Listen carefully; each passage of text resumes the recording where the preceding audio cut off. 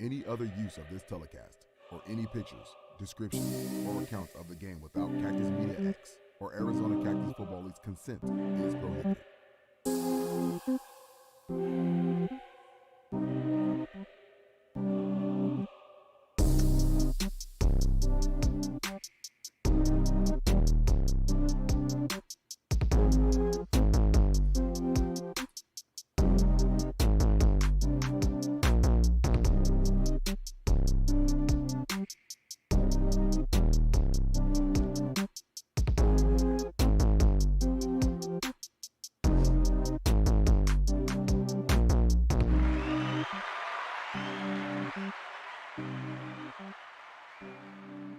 And welcome to Azcfl Intel Volume 6. I am your host, Jesse Burke, and this is the show that bridges the gap between the players, the media of the Azcfl.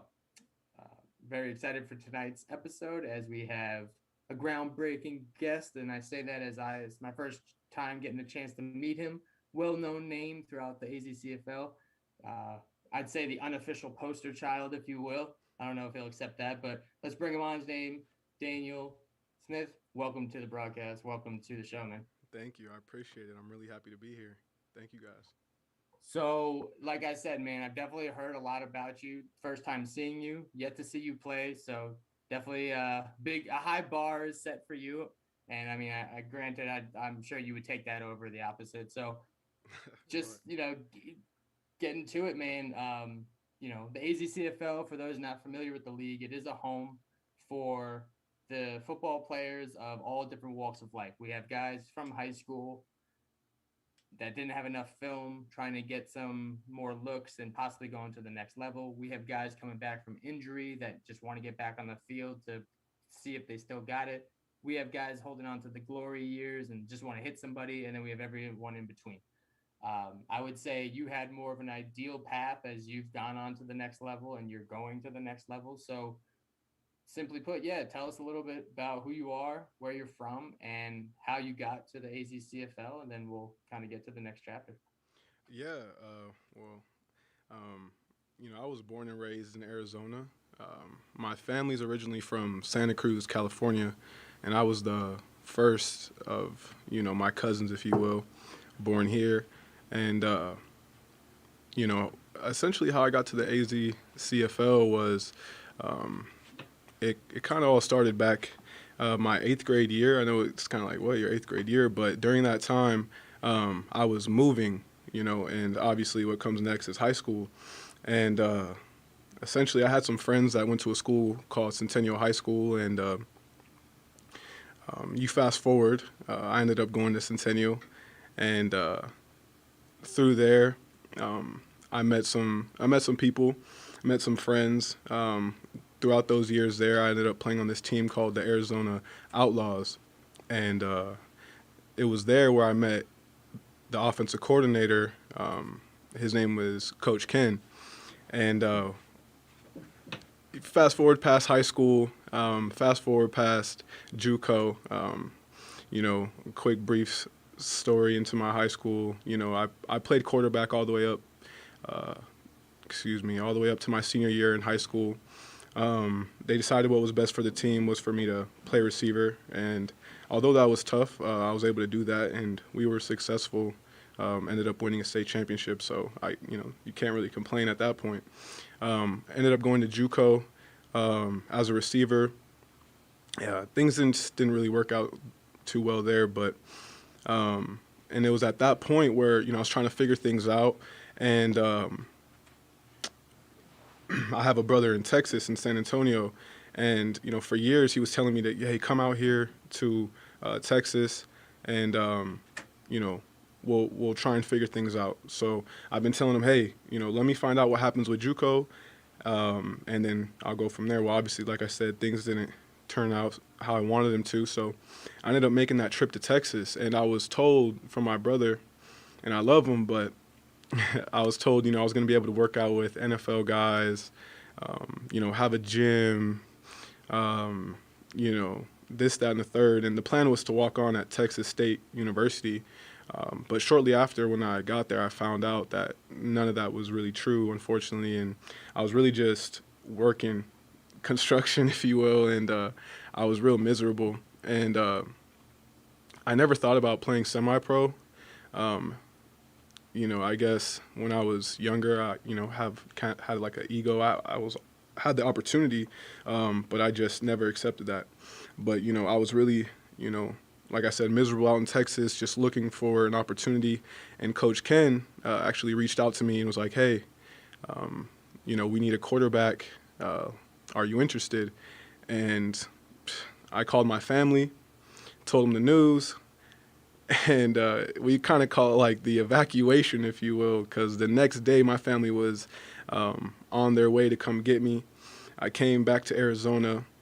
The next day, it was for the Mesa Hornets at the time. They had their game. They were playing the Spartans, but I wasn't playing just because, I just got back from Texas, long drive. So I played the following week, and my first game was against the Stampede. They're no longer in the league anymore, but they were a really good dynasty. Many folks know about them, and so that's kind of my journey in getting into this league and so forth. So Centennial, I know that's a common name. Was that in the East Valley? I know there's one in Tucson too, I believe, right? Is that out here in the East Valley? I'm not sure if there's one in Tucson, but it's on the west side, more in Peoria. Okay. Yeah, Centennial. So, yeah. I'm thinking of there's one in California. Right. That's a Centennial. Yep. Right. Okay.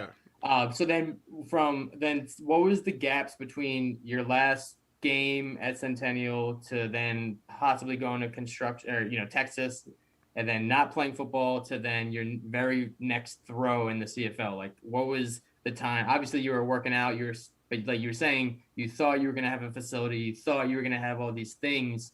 What did you do to remain in your football shape? And like, what was the gap between your last throw and the last one, your next throw? Yeah, so when I got out to Texas, like I said, I didn't have the tools that I was told that I was gonna have. So essentially, I know my brother had some free weights in his garage. He had a treadmill and an elliptical, and so I would just do a mile on the treadmill, a mile on the elliptical, and have some makeshift workout in the garage. And he had a jacuzzi, which was nice. So after the workout, I hopped in the jacuzzi. But really, that was really my regimen out in Texas. I went to this one place called, it was like Daytime Fitness or something, some small gym out in Texas. That was really the most of that. I was only out there for 2 weeks, so it wasn't long. But I got you. So when I came back, essentially, I had a girlfriend at the time. And I ended up moving in to an apartment with her, and needing to pay bills. I had a job. I got a job as a car salesman. That was my very first job, and really, both of us at the time were dream chasers. And I mean, still are, but. And so really what we would do, she was trying to be a model. I was trying to be a football player, and she would go to work all day. I would go to work all day. We would come home. We would go to the gym. And then I would also sometimes work out, have 2 workouts. I would work out with a local trainer in Arizona, LMZ Limits. In my opinion, definitely probably the best trainer worldwide. That's my guy for sure. Coach Smith, Coach J, for sure. But I was working out with Coach J, with LMZ, training with him a couple times a week, going to the gym every night. My girlfriend at the time, she was feeding me right, and, all I was really about was just grinding and having faith. I had no offers, no help from, from my coaches in high school, no help from my coaches in JUCO. And I was just really, walking by faith, not by sight. And, for me, I really believe it's a universal law written by God Himself that you reap what you sow. And during that time in particular, I was putting in a lot of work, and I was able to have a pretty good season with the Hornets. We went 6-4. We lost in the first round of the playoffs to the Stampede. So that was my first game and my last game that season. But from there, I continued to work a job, and just try to see what I could do.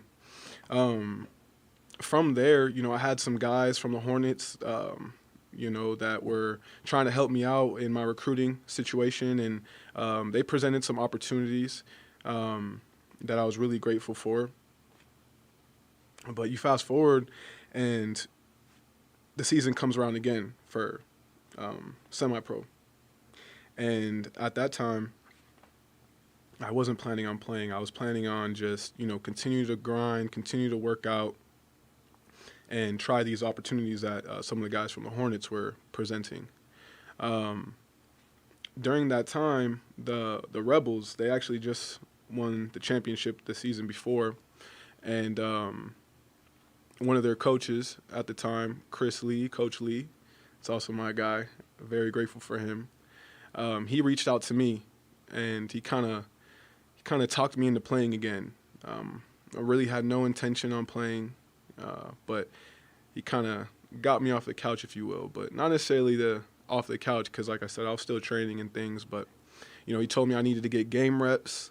I need to get throws in, and at the same time, the Rebels needed a quarterback, and so I took him up on that opportunity. Just because he's a guy that I trust. He was also a coach at Centennial, so he's known me since I was a freshman, and so I came out to the Rebels, and it was pushing close to the season, and so the head coach, Coach Ed, as a head coach should, when you don't have a quarterback and it's coming up, real close, he actually brought in another quarterback at the same time. And so it just kind of had a quarterback battle, and we were going at it, and, it was a great competition. So then you push to the season, and, I was coming off the bench, but they definitely still had me in the rotation. And, I made some plays, but I also made some mistakes. And so it wasn't until the second week where, I kind of had to make an executive decision for myself, and that was to transfer teams just, based off the situation. And my first thought was, well, shoot, I'll try and reach out to the Stampede. They done kick my tail every time I played them, so, I know they're a solid team, if I could hop on their team. But then, I was thinking, okay, maybe I could go to the Phantoms. So I reached out to the Stampede. I got some responses. I reached out to my guy, Marco Jimerson, and he played with me on the Hornets. So, we were able to do some things, ball out together. And I reached out to him. He was playing for the Phantoms at the time. And he recommended to me, which in my opinion is one of the realest things he ever did, was recommended me to go to the Spartans. Spartans at the time were 0-2. They a great team. They just were, kind of struggling to put it all together.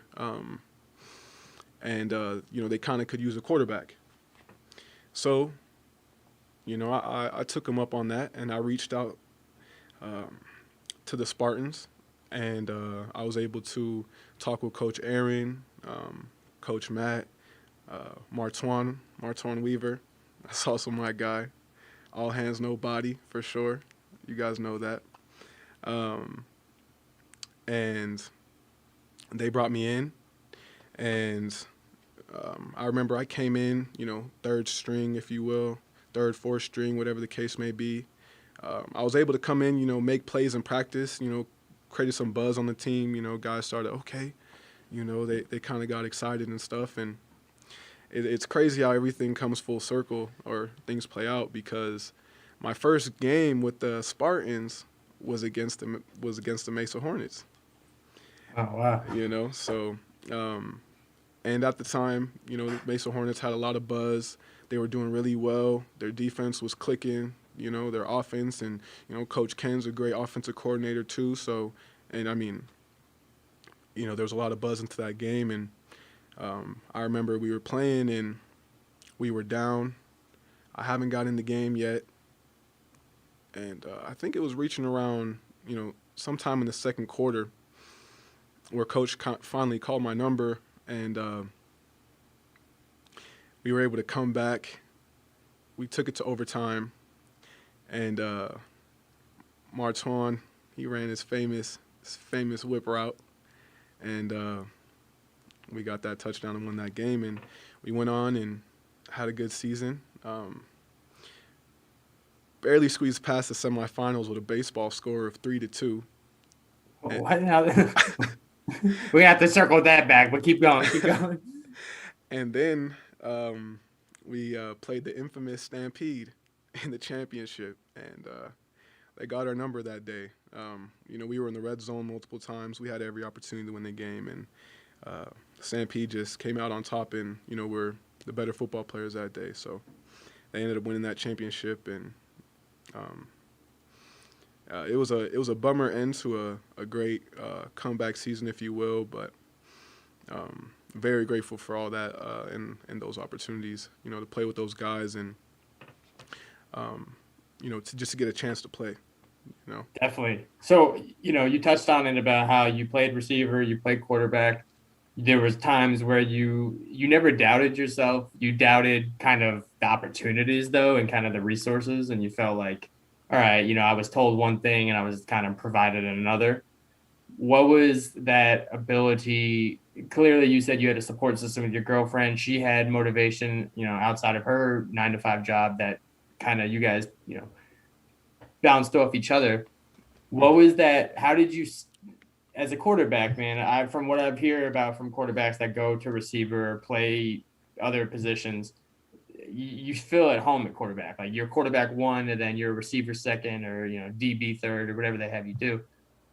What is that balance of feeling like, all right, I'm gonna stick it out, I'm a quarterback, but granted, there's only one quarterback on each team, so the chances of getting that call are less than the 3 or 4 receivers. You could have kind of blended in, right? So how did you ride that balance of wanting to be a quarterback, having faith in yourself, but also still, like you said, looking out the window and not having many options at the time? Well, I'm a decently stubborn person. And respect, me too. And that being said, I always felt like I could play quarterback, and I felt like I just was never really given that opportunity. When I was, for example, my freshman year at Centennial, there was another guy there. He was playing in their feeder league. He was a captain, this, that, and the third, and he was a starter.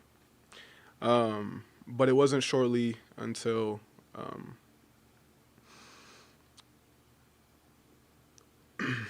I was in the position to make plays, and it showed that I should be on the field.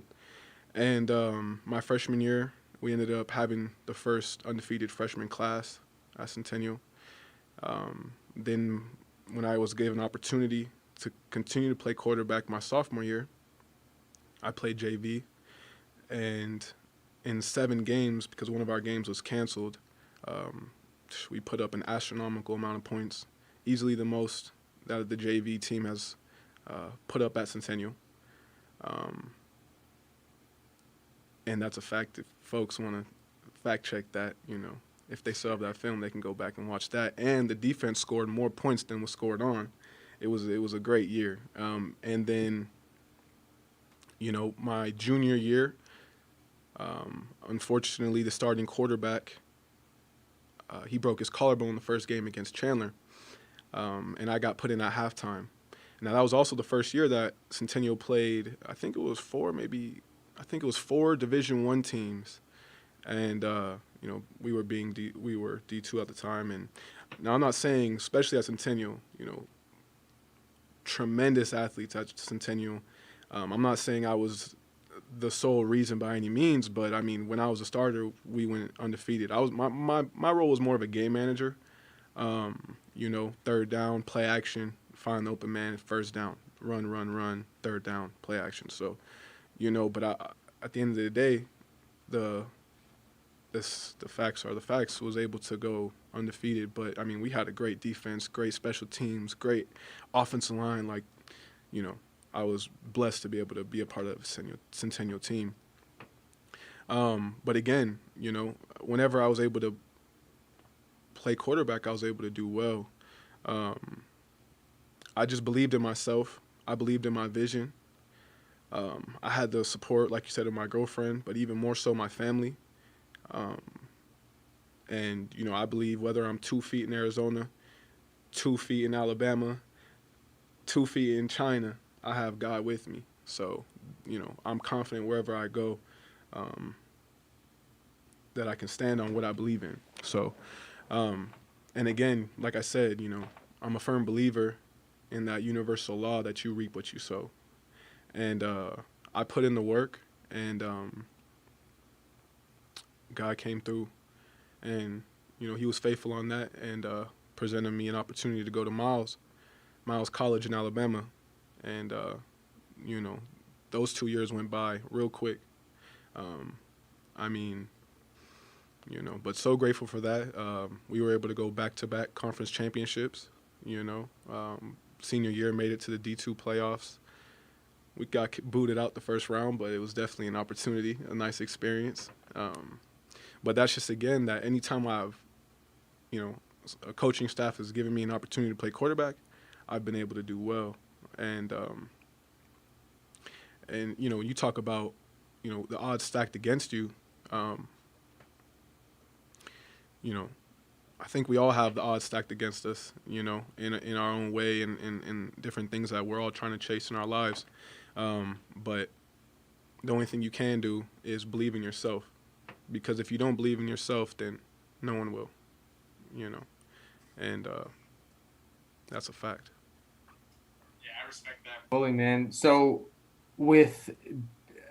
take me to, Miles College and kind of the division, and how does it work with like eligibility? Do you still have eligibility, or are you, tell me kind of about the next chapter, kind of how that running clock works? Because it sounds like you were there and back and forth, and I was always curious on how that. I know from a Division I standpoint, it starts, you have 5 years running clock, if you don't gray shirt or red shirt. But what's it like when you're in different division and conferences? Yeah, so with Division I, your clock starts as soon as you start taking classes. Okay. So for me, when I came out of high school, I went to Glendale Community College. Obviously, you got to go to class to play, so I started my clock for D1. I played 2 years at Glendale, so that's 2 years off the board. And then I almost sat out a year, almost maybe and a half. I'm not really too exact on the time frame, but I know with Division II, it has to do with, I believe, your credits, but I know for sure it's not a running clock like D1. And so that's what put me in, the position to, after playing two years at JUCO,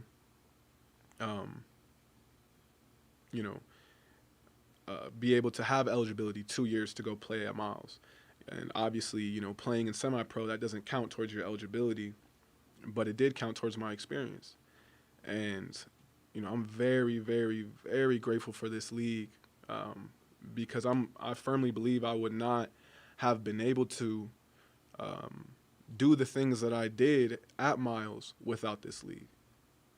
And, I'm very grateful for guys like Coach Matt, and, his staff that he, has put together, and the hard work that they do behind closed doors, and the the BS that they have to deal with. At the end of the day, this is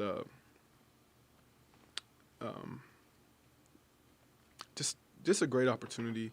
But you do there's things that those guys have to deal with that people don't even know about or even would think that they have to deal with, and but I'm grateful that they do, and they made a way for guys like myself and many others that are in this league, for guys trying to either continue just to play for the love of the game or guys who are trying to move on like myself.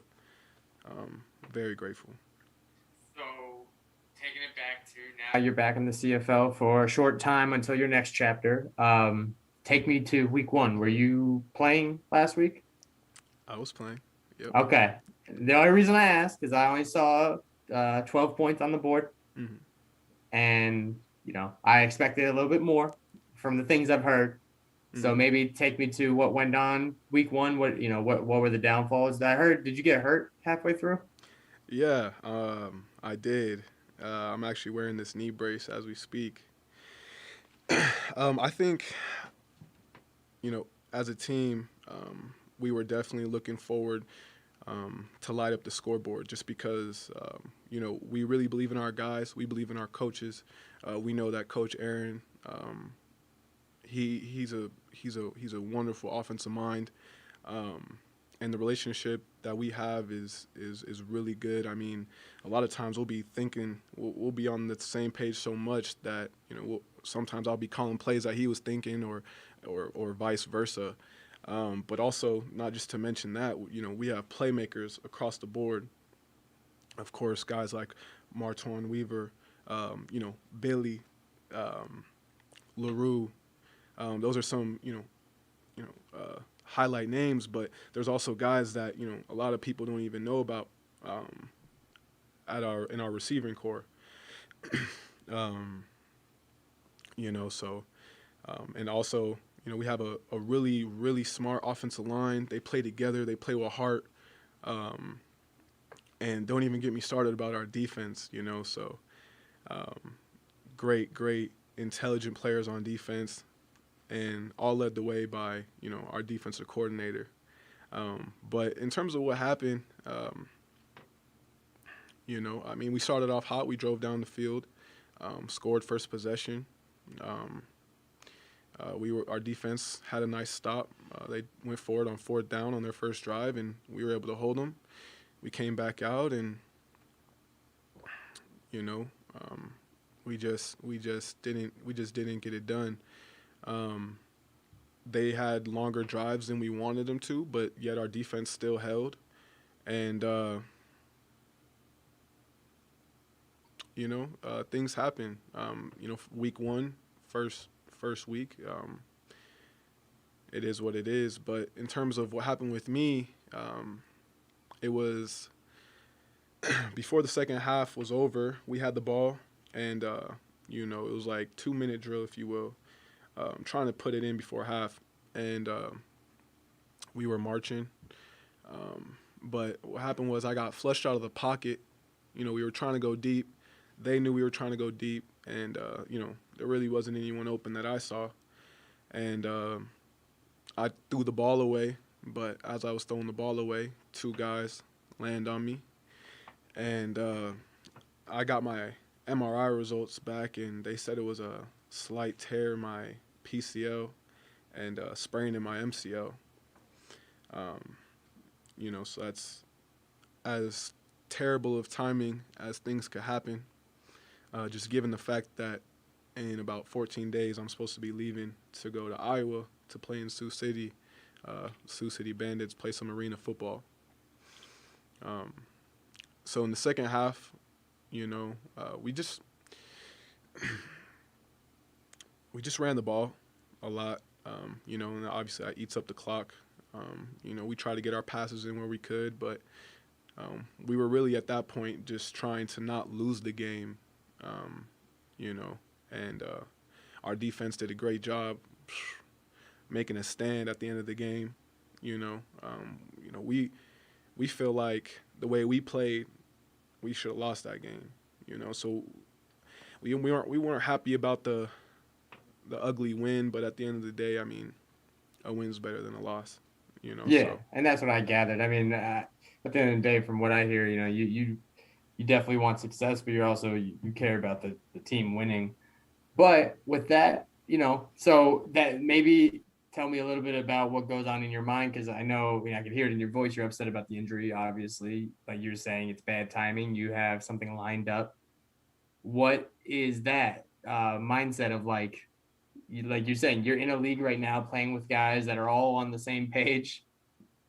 Not to say you sound like you have one foot in, one foot out, but what's that mindset of being like, yo, I'm giving you guys my all right now, knowing that I'm out in a couple of weeks? Like, how are you going to switch? Or is it the same mindset, just a different uniform? mindset in terms of what do you mean? Well, I mean, like you said with CFL, in itself, you're saying you're going to play arena ball, so it's a different game. Mm-hmm. It's different rules, it's different dynamic, but with the CFL, like you're saying, it's more of like a resume builder, and it's something that you're using to add to your experience. Now, I don't know with how payments or what it works in arena ball, but like, that also, you have a lot of eyes on you because there's marketing, and there's the media as well there. But I guess like mindset of going from this team identity to then, I think your success in arena ball is more about you than the team, right? I guess succeeding. Well, the position that I'm in, the position that I play, I should say, it's never about me. It's always about the team. So whether that's in semi-pro, whether that's in the arena, or by the grace of God, one day the NFL, or wherever the case may be, it's always going to be about the team. On this team, with the Spartans, I was in a position where, guys looked up to me, guys counted on me to make a play. And even more so, whenever I step foot on the field, I love playing the game of football. So I'm always going to go 110%. I'm always going to give my best foot forward. It was never a thought of, this is semi-pro or whatever the case may be. So, my mindset has always been on go. My receivers will even tell you, any guy who's thrown with me, I have a hard time just doing easy ups, and for those of you who don't know, that's just where you just, as you're starting to throw your routes, it's just an easy go ball, receivers just jogging. I can barely do an easy up. I'm not good at them. I always got to go 100%. But that just being said, I'm going to carry my mindset that's got me to this point, that's got me, that's helped get me to an opportunity to continue to play at another level, at a high level, is, to grind, and have faith. And that's what I'm going to continue to do when I get to Iowa. The good news is I actually got off the phone with the coach today, and I broke the news, fully expecting them just to, hey, well, thank you, but no thanks. But the coach said that he had a PCL injury himself. He threw a brace on, and, it was kind of like a pain tolerance deal. So the doctor said it's supposed to be about 2 to 6 weeks. Right now we're pushing about 1 week. By the time I get out there, it'll be about 3 weeks. Then we have a preseason game and then a bye. So I'll be about 4 or 5 weeks in. So although this is a setback, setbacks are setups for come-ups, I don't know, why God has me in this situation, but I fully believe that he's in control, just like he always has been, even when, throw it all the way back when I didn't, for example, had an offer and I was just grinding, putting in the work every single day, living in Tempe, driving all the way out to Surprise just to get a workout in, with Coach Jay and LMZ. It's the same thing. Right now, I don't really understand why. I constantly think about things I could have done differently. I could have checked the play. I could have shoot. We had a quick out on that play. I could have hit the quick out. Boom. I would have never had to throw the ball away. Just so many things run through your mind. But all I can do is keep my chin up and keep moving forward. So I'm very blessed that the coaches at Sioux City, you know, are still accepting me, still believing in me, and want me to go out there and compete. So you said 2 to 6 week injury, and by the time you get out there, you'll be about 5 weeks. Does that mean you're not going to play again this year for the CFL? It was risking it playing week one. Um, so especially after this, week one was my first and last week. Ooh. So I won't be playing this weekend coming up against the Demons or any week pushing forward. Just my knee right now won't allow that, and my family and I just don't believe that's the best route for me right now. Just given what I have coming up, but even more so, I know that Spartans will be in good hands, more than good hands. They have my brother Trayvon Grant, Trey, and kind of handed over the keys of the Cadillac to him, and I know he's going to take care of the Spartans very, very well. So it'll be good. Yeah, dude, appreciate the insight, because I found that out on this show live with Marco, because I was like, man, what's it like with you and Trey again? He's like, we don't have Trey actually, and then I was like, what? And then Trey hit me up on the back end and was like, yeah, I got to surprise you, blah blah blah, and I respected it. I didn't say nothing, and so appreciate you letting the cat out the bag. I know there was a couple of people. Shouts to Jake, shouts to Tim from the Lions. They were asking if you were going to play week 3. Doesn't sound like you are. So, gentlemen, you guys got your answers. So they could, they're going to switch the film out, probably, have eyes on Trey. With that being said, man, now you being the motivational guy, the inspiration, the, like I said, the quote unquote poster child for the AZCFL, who are some guys that can hang in the AZCFL, man? Who are some quarterbacks that are, you mentioned Trey, but who are some other quarterbacks that you think, can hang or up there, definitely have that, the ability to lead the team to where a CFL team wants to be, obviously the championship. Yeah, name some names. Yeah, I mean, there's a lot of good quarterbacks in this league. I was blessed enough to compete against some of them. I mean, one guy that's had my number has been Hefe QB, is the guy quarterback was the Stampede, and now the Desert Bucks. Rico McNew. Rico, yes. He's definitely, in my opinion, a vet. He knows how to lead a team and get the job done. I've experienced that firsthand. What's your I forgot to ask, what's your playing size? How tall are you? What's your size and weight? I'm 6'1", fluctuate, 200, 205. When I was in college, I was almost 208, 210, really a comfortable weight for me is 205, Okay. The reason I ask is, like you're saying, Rico, he'll tell you firsthand he's not the traditional size quarterback. He's bigger. He's big as some of the linemen in the league. So to be able to hold in the pocket and get him down, on top of the fact that he throws the ball like very fast. You know what I'm saying? So yeah, but continue. Yeah, no, definitely. I mean, each quarterback, has their play style to their strengths. So. He does a great job at rolling the way he rolls. Obviously, you have Lorenz. Lorenz is a great quarterback as well. He's clearly been able to put up numbers in this league, take teams far, and win games. I know the quarterback. I believe his name is Jake for the Roll Tide, I believe. He looks like a leader. He looks like his guys really look to him, to make those plays and to get the job done.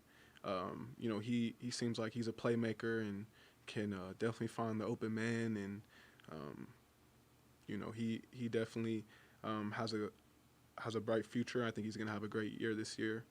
I'll be honest, I don't really look too much at other people too much, Yeah. just because I kind of just focus on my, focus on what I need to do. But those are really guys that stand out to me. I'm not sure if I'm I'm missing someone, and if I am, I apologize. Um, but off the top of my head, I know there's other great quarterbacks and guys who've earned a starting job for their team and who, I'm sure are going to do great this season. But just to name a couple, like I said, those guys that I named are stand out to me. Sure. And touching on Lorenz real quick, I'd like to talk about him. He's a guy that gets his name thrown around in the league, good or bad. He can take it, so I respect him for that. He definitely gets his bark on in red zone, and like you said, he puts up numbers. He's been in championship games. He's won championships. Good quarterback, right? He joined me for episode 1 of Intel, and I've always found the unique balance of the it's it's business, it's never personal, but then I also hear from football players that everything's a family, right? It's family business, it's family. Lorenz was saying how clearly there was like this narrative when he heard that you're coming back to the Spartans, that he just kind of up and left, and okay, he didn't want to compete, he didn't want to have to, earn another spot or whatever.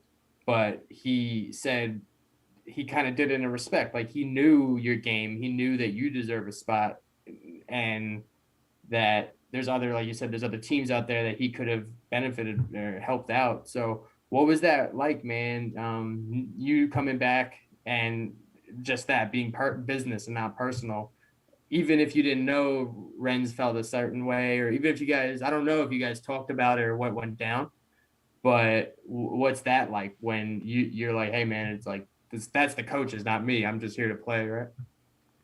Um, leading up to me going to the Spartans, Lorenz and I, we didn't necessarily talk. Honestly, I was just doing what I felt was the best for me.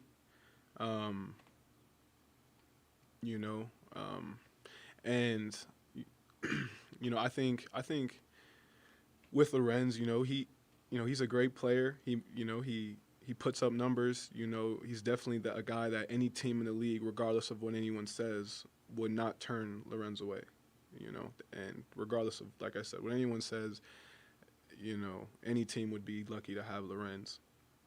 Um, you know, if he's telling you that that's what happened, then that's what happened. Lorenz is, a grown man. He has a child, from what I know, at least one child. Like, he's a father, so, a man, when they say what they say, then they mean what they say, So, I, I don't think, a quarterback like Lorenz that can lead a team to a championship, championship games, and do the things that he's done would be afraid of competition.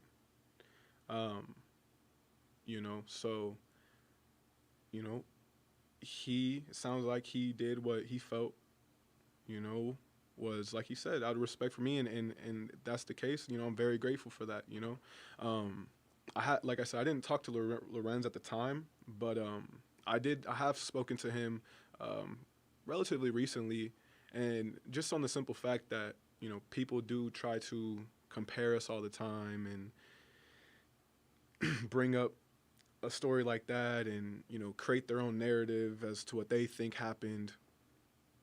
And I just reached out to him and let him know that I have the utmost respect for him and his game, and that regardless of whatever, that I think he's a great quarterback, and just don't let what they're saying get to him. And he reached back and um, gave me respects as well, and everything was good. So things between Lorenz and I are just fine, and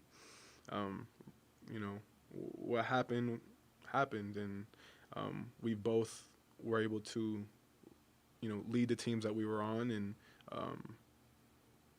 I think do well, both of us. So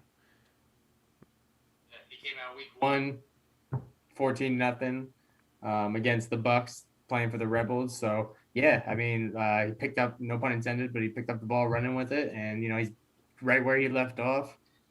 Because as you know, last year led the Spartans to an undefeated season until COVID came and kind of canceled it all for everybody. And I think they were leading offense they were averaging like 40 points a game. So yeah, man, definitely backing up, the things that they were talking about. So flipping it to the other side of the ball, man, who are some dogs on defense? Who are some guys that you have your respect from a quarterback standpoint? Who are you seeing that are ball hawks, and who are some dogs on the line? And yeah, some guys that have definitely made you strap up your helmet tighter and stuff like that. Yeah, well, I mean, I wouldn't necessarily say in particular names, maybe a few name drops, but I know throughout my time, first thing that comes to my mind was the Thunder defense. I told you we won the semifinal game 3-2. That was, I believe, it was the year that we, lost in the championship game. So, not last season with the COVID stuff, but a few seasons before, because I went on to go to college. But their defensive line was stacked. Even more so, their defensive backs. That's when they had Cam Gaddis and his boys. Cam Gaddis ended up going on to play Arena. I mean, every time you go ahead and play the Rebels, you got to know about their DBs. With Fluke, you got to keep an eye on him. I mean, he just had a pick six. I was watching film. He had a pick six over the weekend. And Hollywood on the other side. And their DBs as a collective unit. The Stampede defense back in the day as a whole was just one of the toughest defense that I've played against, even through college. And then even the Outlaws, their DBs were A1, some hard hitters, smart guys. Their defense, I mean, there's just been some really, really great defenses, I just remember every year that I played, you always had to come to play, Guys definitely looking to make plays. Guys definitely looking to knock somebody's head off. Let's see. I mean, shoot, some guys that I've been getting to go against, Rowe for the Spartans, linebacker. Heem, linebacker, for the Spartans. You want me to go through and name the whole Spartans defense? I think the defense for the Spartans are some dogs. And some of them are now on the Lions. I mean, Dre, you got. Okay, definitely the Lions. I don't know why I'm definitely the Lions. Definitely. You got Jake yep. Reed, man. He's one of the most quiet, humbled cats, but he'll first play the game last week. Right. Right. See, I don't like these type of questions because I feel like I'm leaving so many people out, But no, definitely the Lions have dogs. I remember when we played them, before I went to college, that game at Kellis was, regardless of what the score says, I think that was, a dog fight too. My guy Vonnie, Siobhan. New head coach for the Lions. Congrats to him. They just absolutely. won week 1 game of the week. So impressive start. Impressive start. Yeah, he was a dog. I got to play. He played with me with the Hornets and on the Rebels. And then I got to play against him when he was playing for the Lions. He's always been a dog and a veteran and a true leader. He knows the game really well. Absolutely. I mean, you could just see his coaching resume. It speaks for itself. That's just, a testament to his knowledge and IQ of the game. But, honestly, there's so many different players that I played against that I have respect for in this league. And that I'm very grateful to have played against because it's each and every one of those guys that have helped me become the quarterback, that I am today, And I think where I've done some of the most growing as a quarterback has been in this league,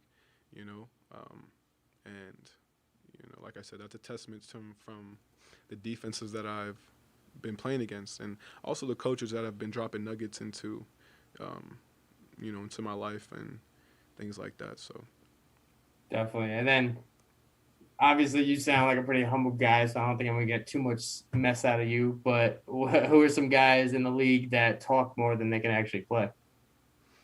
uh, I don't really pay attention to the talking, so You're I not on don't. red zone much. Uh, Not too much. Okay. I might see some. I get notifications like when some of my teammates um, get involved, and I do get some laughs sometimes, but I rarely be on red zone, so I wouldn't be able to tell you who's talking and who's not really. Okay. Okay. And then have you have any, I guess, respect rivalries? Any players like you said? There's some teams that have gotten the best of you, or um, has there been the opposite of any players that you wish you had a chance to play with and never got because you respect their game so much? That's a good question. Um, Man, I mean,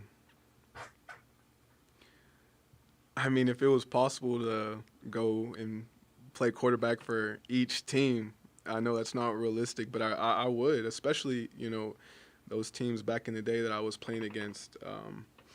But in terms of rivalries, I mean, one of the biggest losses that stick out the most was when we lost in the championship game. So I mean, by default, I guess Rico is my rival, if you will, but it's not even like that. I just, as a competitor, I would love to get that game back and at least play against him, and I just and things like that. But um, You guys got to hop on PlayStation 4 or something and just figure it out on Madden. You know what I'm saying? maybe, maybe. That could be it. All right. So then, who are some guys that, I mean, I think, obviously you're getting ready for Iowa in the next chapter, but is there any guys that you think are sleepers in the league that are kind of overlooked and haven't got much love and, we should keep an eye out for? Because that's also the goal of the league is to continue to have, the next man up, the next Daniel Smith in the league. We want you to kind of just set the bar for the, have a whole body of people that go to the next level and have a similar story to you and make that an identity and a possibility for the league. So yeah, any guys that are just like, waiting on it. Well, I mean, it's kind of tough just because um, I really just kind of focus on the things that I need to do. I don't really know too many people in the league like that. Yeah. So it would be biased if I were to tell you who I think, because it would be probably a lot of Spartan guys. Yeah, that's fair. But just one name that comes to my mind that I don't really think is a sleeper is the quarterback for the Roll Tide, Jake. I think he's gonna have a great season. But I wish I had names to put out there. Like I said, I just don't unfortunately know too many guys in the league really. I haven't really. That's something I probably could have done a better job at is, being on more of a personal level with more guys in the league. It's definitely cordial, on the high and by, if you will, and but I don't really know, too many guys in the league to be name dropping like that, unfortunately. They're getting now. Let's fast forward to when you're in Iowa. Have they told? Are you going to be the starter? Are you competing for it? Do you know kind of what the deal with that is?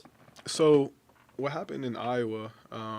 Well, before Iowa, I was planning on going to West Texas, playing for the West Texas Warbirds, and unfortunately, due to COVID-related reasons and scheduling things, they pushed back their season and pulled out of the conference that the arena team, that I was pulled out of the conference into an independent conference, and by doing so, that put me as a free agent. I didn't necessarily know that, but and that's when Sioux City reached out to me. Because I guess I was on the free agent board. Their situation was they had a guy who's been their guy, but he ended up getting an opportunity to go to a higher level in the IFL, indoor football league, a bigger arena league, if you will. So they have this guy. I mean, the story that I'm told is they have this guy who's been in the system. He's a little bit older, roughly like 38, if you will, and he's kind of on his back end of his career, and they're looking for someone to be their guy. And they told me they seen that I can make plays, and even more so, they like that I'm left-handed, and they feel I could stir some things up and cause some problems for some defenses. And they gave me an opportunity, and they want me to go down there and compete. Given my knee injury, they're basically saying, they still want me to come down there, heal up, and still come down there and compete. So I'm going to continue to do everything that I can, ice, elevation, Epsom salt baths. I'm going to be starting physical therapy here within the next day or two. So that way I can be as healthy as I can be, so I can go out there and, hopefully win a job and, do the best that I can. Sure. So, what age are you right now? Granted, Tom Brady showed us at 43, you can still win a Super Bowl. So Right. clearly, it looks like you still got the better of 20 years ahead of you. But yeah, what's your current age, and what do you see for your football life from a player? Then, granted, what's the next step? Is it always going to be football, or is it just playing only, or do you see yourself being a coach or analyst, or what's next? Yeah, so right now I'm 24. Later in September I'll be 25. But for me, it's just trying to be the best that I can be at any level, that I'm at. That's kind of been the recipe for me, whether it's been, 7th, 8th grade, high school, JUCO, semi-pro, is just trying to be the best that I can be. And, so that's what I'm going to continue to do. And like I said before, and I'll say it again, grind and have faith, and try to be the best I can be when I go to arena. And, especially now, kind of tapping into the professional side of things,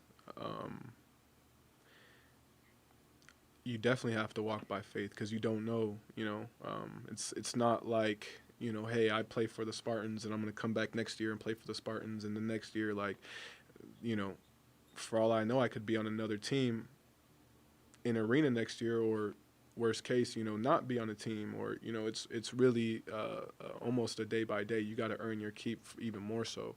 So I can't necessarily tell you how far my football career is going to go, but I can tell you I can control the few controllables, and that's my attitude and effort, and everything else will take care of itself. Like I said, I'm decently stubborn, so I'm more so of a plan A kind of guy, and that's it.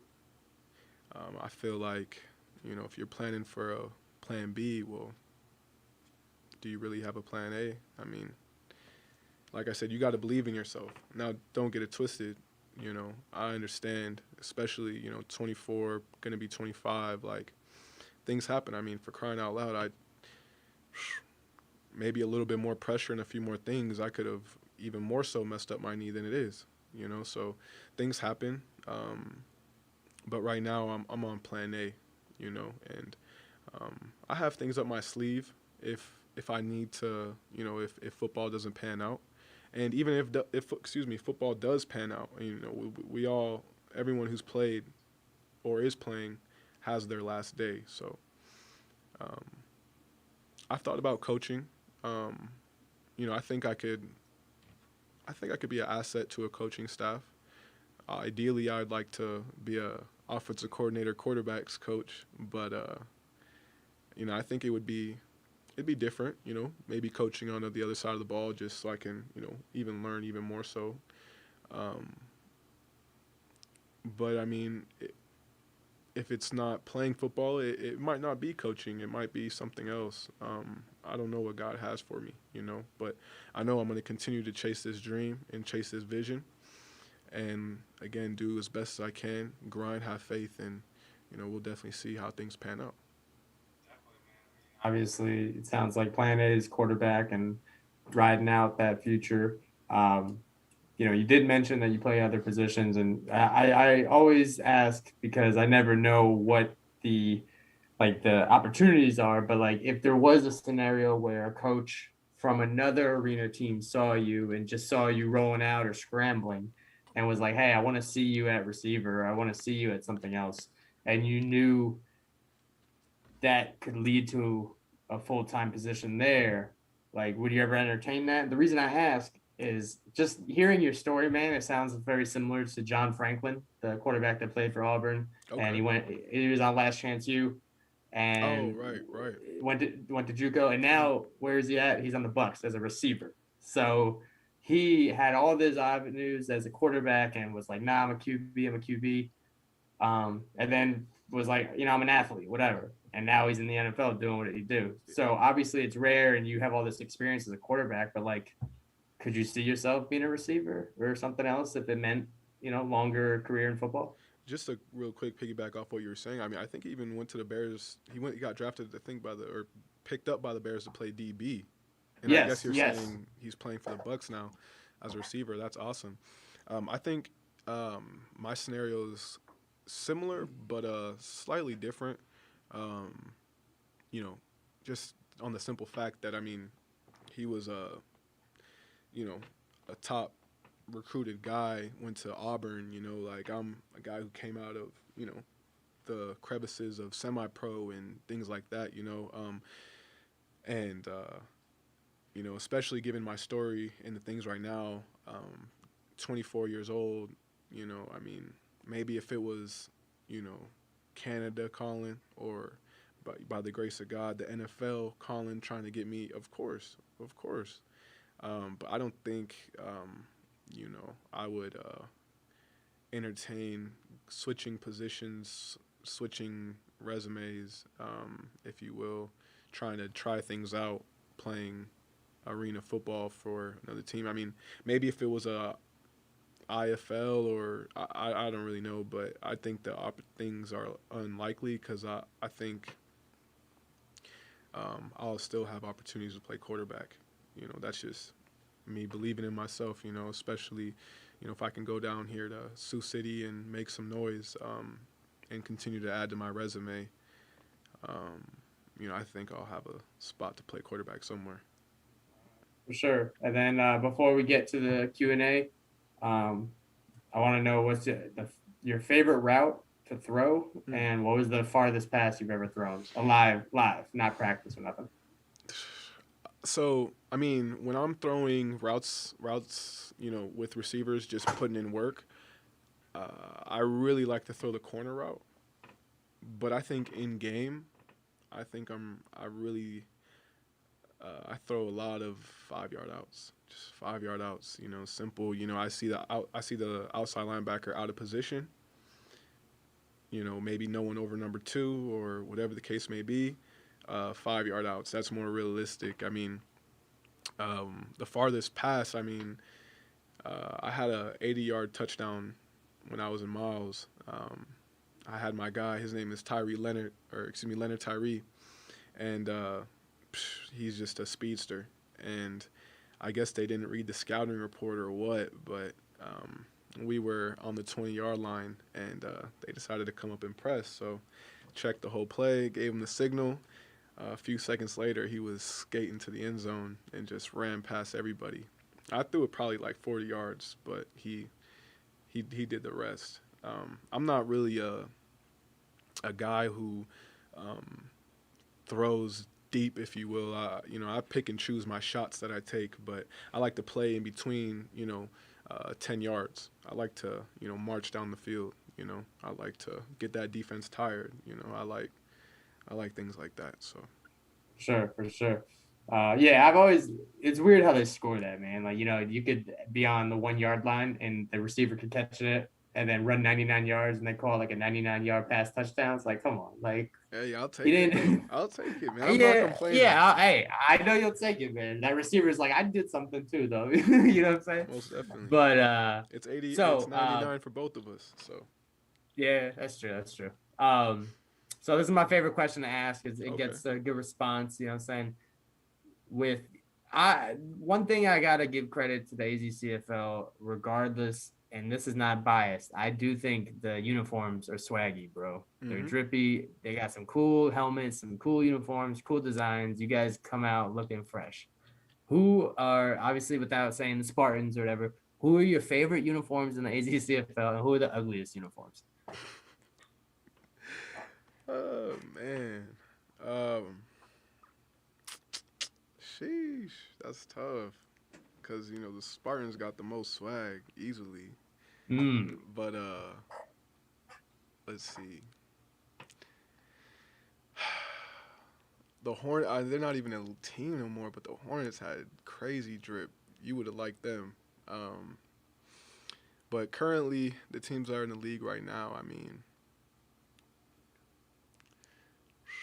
I don't know. I mean, I guess the team that comes to my mind is the Rebels. Got some nice uniforms. But the ugliest, man. I was just watching film. No one really had too crazy ugly uniforms. Well, okay. How about this? This is how I phrase it. Okay. You don't have to call them ugly, but if you were playing for that team, which jersey would you not look in the mirror that long? You know what I'm saying? You would just walk by the mirror. You don't need to get the pictures off. You're like, yeah, whatever, let's just play type thing. You know what I'm saying? Yeah. I don't know. I think I feel bad, but I guess when we came out, the can't even get it out. The team that was playing before our game, it was like they were like, I think it was the Headhunters. Their uniforms could spice up a little bit. I think it was just like a maroon and black, if you will. But I mean, at the end of the day, though, if a player's balling out, he's gonna make that whatever he has on swaggy, and that's a fact. So I don't really know. I'm sorry I didn't give you too. Nah, it's cool, man. Response, Hey, man. you know what I'm saying? Everything's subjective because you're a Lakers fan. A lot of people would think purple and gold is ugly. You know what I'm saying? So I don't know how they can, cool. but hey, you're right. You know what I'm saying? So with that being said, man, let's take it to the Facebook and see if there's any questions live right now because we're live on Twitch, we're live on Facebook. So far you've just gotten some shout outs, so we can touch on that. Cool. Appreciate that. Andrew Jones. Oh my God. Oh man. Hey, he's a dog. That man's a dog. I can't even believe that spaced my mind. I remember we played together on the Hornets, and I always had to know where he was on the side of the ball. Like, even if it was just a run play, it's like, dang, do I really want to run to his side? Like, because he's just so fast. He's so fast. He's smart, and he will hit somebody. Like, he will hit somebody. That's a fact. He's a dog for sure. And he said he was blessed to have played with you on the Hornets. Ray King said, how about them Owls? That's more of a statement. I don't know if it's a question. I think he's just, how about them Owls? So what'd you see from the Owls? You just got done playing them. What was that? Yeah, I mean, shout out my guy, Keel. He's the quarterback for the Owls. I don't even know why I didn't think of him earlier, but I think he's going to have a great season. He was my quarterback in JUCO, believe it or not, so that was a special game for me this weekend, was playing against him. The Owls, I mean, they have some playmakers for sure, guys who can go up and make plays on both sides of the ball, so I think they're going to have a great season. They like to space people out and put their guys in positions to make plays. And, I think they're going to do well. But shout out that man, Ray King. I appreciate the shout out. Yeah, did you see week 3 guest Dominic Johnson. He was a slot receiver for the Owls. I wasn't able to watch the game, but I was. He played corner at Hamilton. Oh, nice. Nice. Yeah, nickel corner. Um, so let's see, and then James P. Brown, the fourth. Roman numerals are hard for me. What team are you playing for? Spartans, and are you out the next few games? So James, I think we touched on that. My man, for medical reasons, is putting it on ice because you have a job opportunity, right? It's like workers' comp, it's a business trip. So it is what it is. Yeah, so James, so he's he's filmed for the rest of the teams, rest of the season. Right. Let's see who we got. Shane Piper. I guess you played one game, but what was your stats for week 1? Coach said it was like 12 of 17 for 93 yards. I played roughly 2 quarters, so I didn't have the game that I really wanted to. I missed a few guys open in the end zone.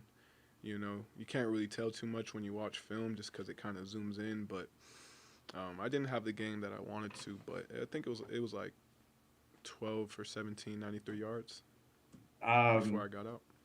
So I saw Miles College, you rocked number 1, and then you rocked 14, which shouts to that. That was my jersey number. Really? Okay. Yeah. Right on. What did you get? Like, how'd you decide your jersey number? Like, because I get hate for 14. People say it's ugly, but it's my favorite. So where did you find your numbers and kind of what do they mean to you? Yeah, so it's actually funny. So when I made the transfer from the Rebels to the Spartans, obviously the season was in rhythm. Things were going. We're pushing week 3, so teams already have their jerseys. When I with the Spartans, a couple of their jerseys have the last name on the back. Now, that being said, one of the guys happened to stop playing. I'm not sure what happened, if he quit or maybe family things or whatever the case may be. He stopped playing, and he had number 14, and his last name was Smith. There you go. So it just kind of worked out. So I kind of got thrown into 14. Now, when I went to Miles, when I was at Centennial my freshman year, just in a quick nutshell, how they did jerseys were whatever the captain was. So they kind of picked captains at each position almost. And whatever jersey they picked, the second, third, fourth, if you will, got numbers close to that. So at the time when I was becoming a freshman was when Cam Newton was going from, college to the NFL. And at the time, Cam Newton was wearing number 2. Yep. So obviously a lot of young quarterbacks looking up to him, being a fan and things. The quarterback that was the captain that I was telling you about earlier, he chose number 2. And I wanted to be number 2 because I wanted to be like Cam. I'm like, bro, can you please switch me jerseys? Like, nah, bro, my dad said I can't, bro. Like, oh, man. I'm like, okay, hey, it is what it is. And I remember I was playing club basketball, and I was going into the gym, and the Panthers preseason game was on. And I look up at the screen. I'm like, who's this dude wearing number 1? Isn't Cam supposed to be out there? And as we all know, Cam switched his jersey to number 1. But anyways, I forgot to mention. So when he picked number 2, I was second string, so that put me at number 1. So, and then it also worked out because Cam switched to number 1. So it's kind of like, haha, like, you feel me? And then my sophomore year, there was brothers at Centennial. Justin Poindexter was the older brother. Sean Poindexter, he was a little bit young. He was the second, or he was younger than Justin. And then their youngest brother, Ryan Poindexter, was in my class. Now, mind you, all the Poindexters wore number 1.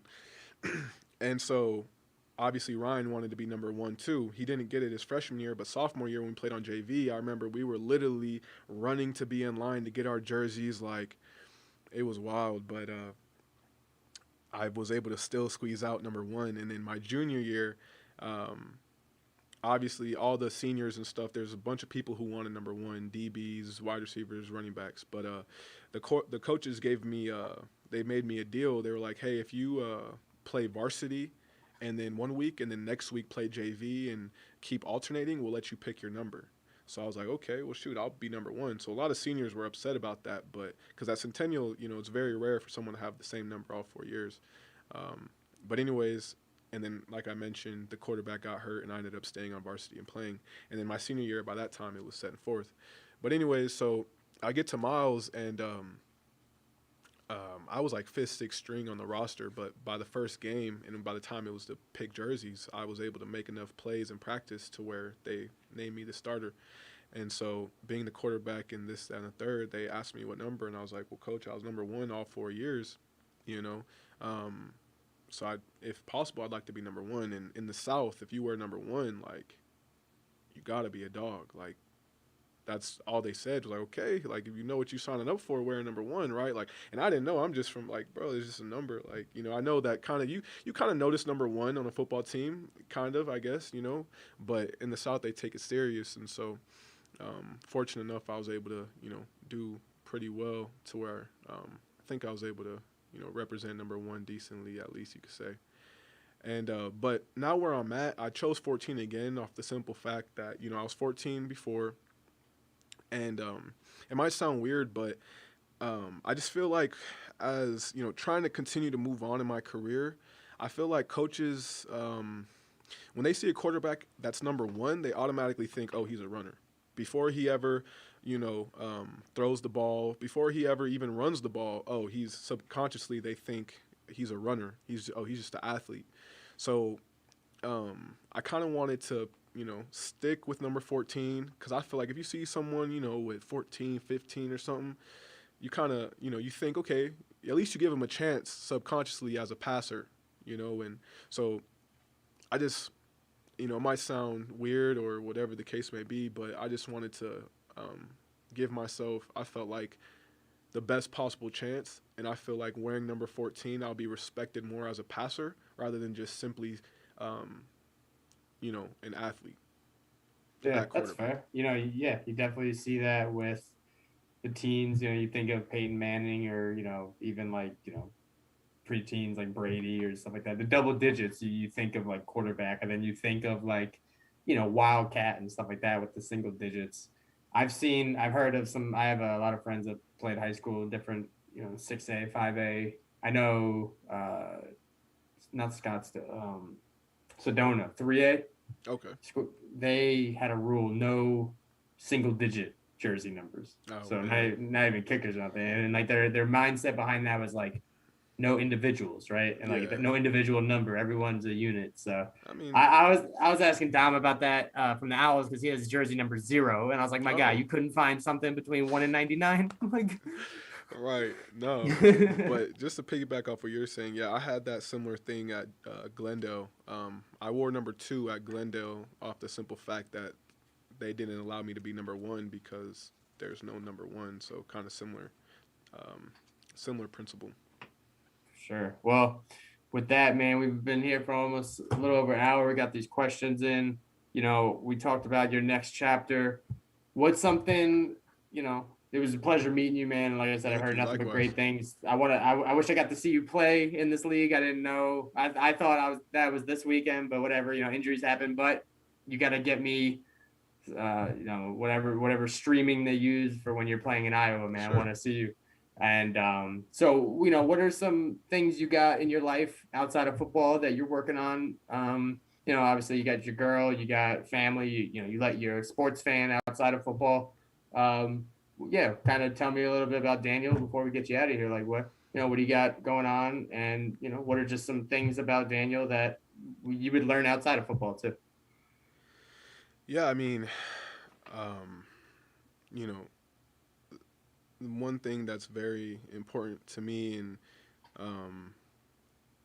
is just a simple fact that I believe that Jesus Christ is my Lord and Savior, and He's my faith, He's my hope in a brighter future, and I don't know where I'd be without Him. I know that people have their different beliefs, but the thing about Daniel Smith is you wonder what keeps him going.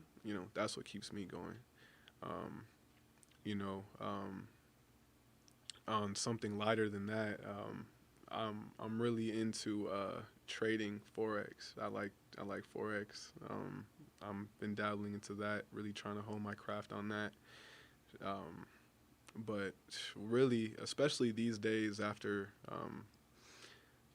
some things that I've been through recently and things, I've just really been focusing on my family, um, spending time with my family and my lady, and just the things that really matter. Um, um, but yeah, I mean, if you wanna get to know me, you can reach out. You know, For there's a sure, man. You can find him on Facebook. You know what I'm saying? Soon we catch him on the website for you said the Iowa, what's the Bandits? Sioux Sioux City City Bandits? Bandits, yeah. Okay. But I would definitely say, you know, overall though, I'm very humbled and blessed to be in the situation that I am. Even the fact that you talk about possible poster boy or whatever the case may be, I'm just even very blessed to have played against the people that I have played against. The coaches that have been in my life, um, and the people that work behind closed doors to make things happen. Um, and I would definitely, recommend. I would definitely say that if you have a vision and if you have a dream, you got to work for it. Like I said, the universal law is you reap what you sow. So if you're not working for it, no one else will be. Um, just no matter what the situation, be grateful. Um, because the next guy's situation might not be as glamorous as you think it might be. You don't know what that other person's going through. So just be grateful for what you do have, because if you can't be grateful for a little, then how can you know, be grateful for a lot? So um, you can only control two things. That's your attitude and effort. And if you want something, you got to go get it with everything. With everything, your mind, body, soul, um, and those are just a few things that have helped me get to where I'm at. And I encourage everyone, whoever's listening, whoever has a vision, to go get that. You know. Definitely appreciate that, man. I know myself, emotional control is something that I think everybody as humans is trying to perfect and always strive for like a better version of the last person. So just hearing somebody else say that, pretty much the sentiment that I hear is life is 90% of how you react to it and only 10% of what happens, right? Mm. So, really cool to hear, the attitude, and, it's probably why you are in the position you are. Maybe it's not just all, I mean, not, no disrespect, but it's not all God given. Maybe it was some, this attitude and this mindset has brought you to where you're at. And, you manifested this as well. So you believe in what you believe in and you act on it. So I think that Sure. combination even benefits you. And for those in the AZCFL, man, I would take his word of advice, not to say farther than others, but he's obviously saying stuff that is real. He doesn't come across like you're bragging, you're just speaking out of fact. And that's what we look for from, the people when the helmet comes off, right? Mm. Your performance and the numbers is what is spoken on the field. When you get off the field, this is the type of stuff that people want to hear from. So shouts to you, man. Sounds like you got Thank the you. right thing. Get your knee right, man. I hate to hear injuries. That's the one thing I ask for everybody to stay healthy. I know you, like you said, you can only control what you can control. So ice, you know, Right. Epsom salt baths, Yep. I'm saying? Get that thing right. So, appreciate you coming on, man. Um, you know, like I said, we got week 2 coming up. Mm-hmm. We got game of the week is the Hawks and the Tide. Nice. That'll be a good So one. let me just hear your prediction real quick, and then we'll get you out of here. For the game of the week, Yeah, game of the week. um, I was actually at a practice for the Hawks before, Arizona Hawks, right? Yep. Yeah, yeah. I know they have some playmakers over there and a really great coaching staff. That works hard to put things together. Um, But I think I'm gonna have to go with my guy Jake on this one in the Roll Tide. I think they might, I think they're gonna go ahead and get that job done. But nevertheless, I think it's gonna be a good game. I know the Hawks just, got off they won their first game, and so I know they have some momentum. But I think I'm going with the Roll Tide on this one. For sure. You got a score? I don't really do the scores, but it should be a good game. But I think the Roll Tide will get it done. Get it done for sure, man. Well, again, man, I appreciate you taking the time to spend with me. Like we always say, you guys have lives outside of football, and we only have so many hours in a day. So to be able to spend it with me, man, is very appreciated. I wish you the best of luck. Like I said, I only heard things, and having this conversation with you definitely supports the things I've heard. So keep up the attitude, man. Keep up the good work, and you'll be rewarded.